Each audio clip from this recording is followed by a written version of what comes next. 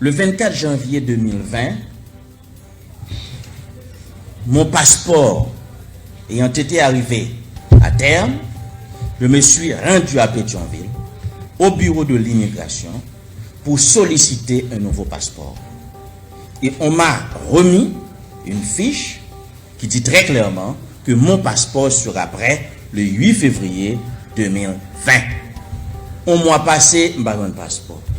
2 mois passés, je n'ai pas un passeport. 3 mois passés, je n'ai pas un passeport. Tout le monde qui va faire passeport, il a un passeport. Même le monde qui va payer urgence, il a un passeport. Je me suis rendu à ce moment-là à l'immigration pour essayer de comprendre ce qui s'est passé. C'est l'homme arrivé, messieurs, dames, immigration, a expliqué, oui, maître, nous pas qu'à avoir passeport là, parce qu'on connaît, tu as gagné une interdiction de départ, tu te prends contour en 2013. Je dis, waouh, mais de quoi vous me parlez là maintenant? Parce que en 2014, l'interdiction de départ a été levée par le juge Robélus de regretter mémoire. 1. 2. En février 2015, moi voyager, aller aux États-Unis avec passeport moi et me remettre original ordonnance qui levait interdiction de départ là, by immigration qui n'a aéroport. Troisièmement, en mai 2015, moi allé immigration renouvelée, passeport moi, mais sous renouvelé en mai 2015, il finit en 2020. Si en février 2015, moi parti parce que m'te une ordonnance qui levait interdiction de départ m'baoul ou pas capable en 2020 à parler d'interdiction de départ qui te prend en 2013. Ça n'a aucun sens. Il n'y a plus d'interdiction de départ. Et 2, immigration t'est déjà renouvelé passeport en mai 2015. Et puis m'bral plus loin. Même si on moun ta gagné une interdiction de départ. Ça pas veut dire pas qu'il doit avoir un passeport. L'interdiction de départ dit moun n'a pas gain droit quitter territoire. Mais elle pas dit immigration pour le pas bailler passeport. Bref, pour nous, c'est un acte de persécution politique, c'est un acte d'intimidation politique contre nous pour essayer de nous intimider, pour essayer d'intimider le secteur démocratique et populaire auquel nous appartenons.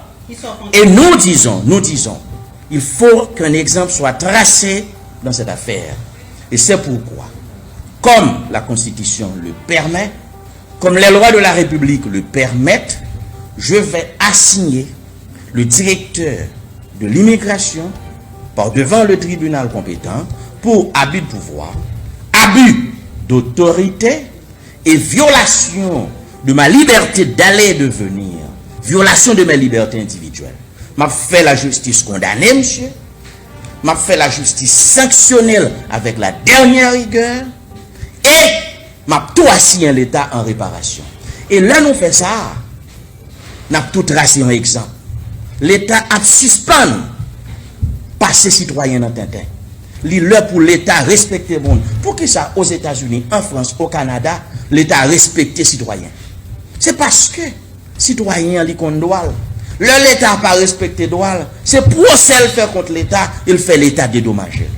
Dans ce dossier bien précis, cela ne va pas se passer comme cela s'est toujours passé. Je vais assigner par devant qui de droit. J'ai déjà lancé la procédure. Depuis hier, il y a une sommation qui a été acheminée au directeur de l'immigration. Monsieur comment? Il s'appelle, je ne connais pas son nom, il a un nom un peu difficile. Panchouli. Bon, je ne connais pas son nom, je ne suis pas son père, ce n'est pas mon problème. Et cette sommation a été notifiée également au ministre de l'Intérieur et au directeur général de la DGI qui représente normalement l'État en justice. Voilà, on a déjà fait ce premier pas et d'ici la semaine prochaine, ce dossier sera porté par devant le tribunal compétent. Et le tribunal compétent en la matière, c'est le tribunal correctionnel. Bref, on va tracer un exemple. Et si c'est intimidation, il y a besoin de faire un peu. Franchement, ils sont en train de perdre leur temps. Cela ne marchera pas avec moi. Je suis un combattant aguerri.